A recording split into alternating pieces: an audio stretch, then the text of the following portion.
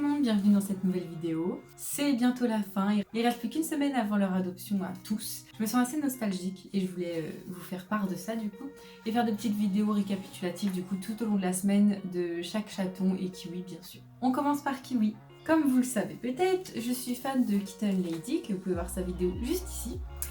Qui elle s'occupe de chatons mais pas que, en ce moment elle a un petit cochon à la maison.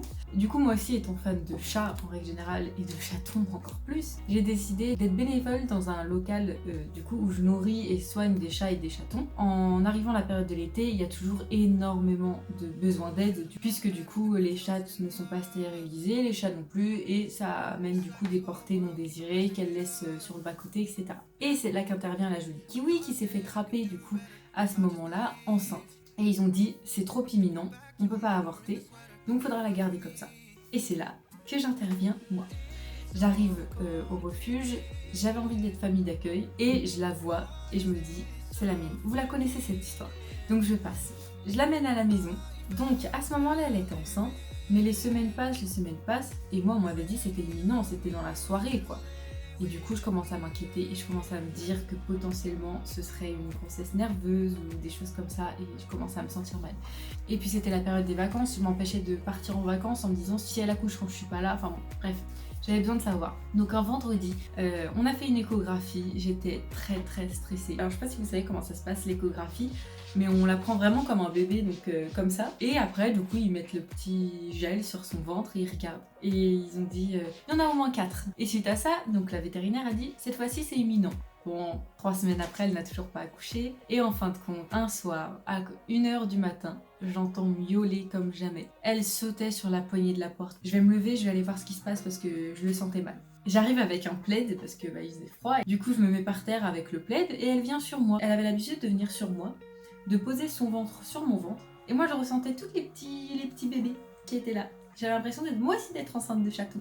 Et en fin de compte, ce moment-là, elle s'est pas mise comme ça, elle s'est mise sur le dos, juste à côté de moi. Donc j'ai mis ma main sur son ventre, et là j'ai senti des contractions quoi. Et je me suis dit, oh là là, c'est le moment. Elle a accouché sur mon plaid blanc, j'étais ravie. Ça aussi, vous connaissez l'histoire.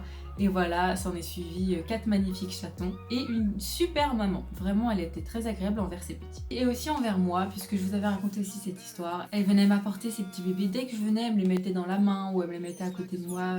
On avait vraiment un lien. On est toutes les deux des petites mamans des petits chats de toute façon. Mais sont très vite revenues les chaleurs. Et là, c'était insupportable. Mais je vous dis vraiment, stérilisez vos chats. Je sais pas comment vous faites en fait. Elle arrête pas de miauler. Des miaulements qui prennent la tête.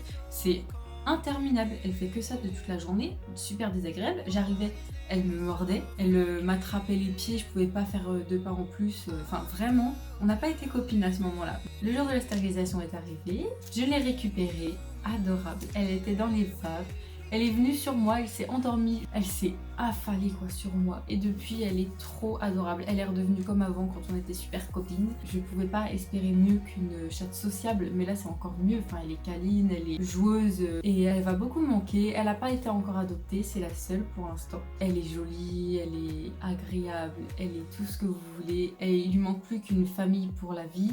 Elle m'a apporté beaucoup de bonheur, beaucoup de câlins au moment où j'en avais besoin. Il faut qu'elle se trouve une famille, le mieux sur un jardin, parce qu'il faut pas oublier qu'elle vient de dehors quand même, et qu'elle regarde l'extérieur avec des gros yeux. Et un copain, même si elle a été désagréable avec Bloom, quasiment tout du long. Quand elle était moins enceinte, ou maintenant que ses petits ont grandi, et ben elle redevient super sympa. Et elle côtoyait plein d'autres chats au refuge quand elle y était. Elle y est pas restée longtemps, elle est restée une semaine. J'ai décidé de donner à leur adoptant un petit quelque chose qu'ils avaient ici pour pas qu'ils repartent seuls et tristes.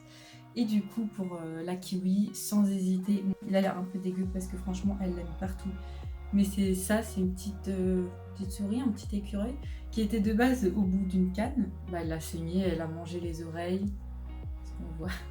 Elle a mangé les oreilles, elle l'a trempé dans l'eau, elle en a fait 1 milliard de trucs.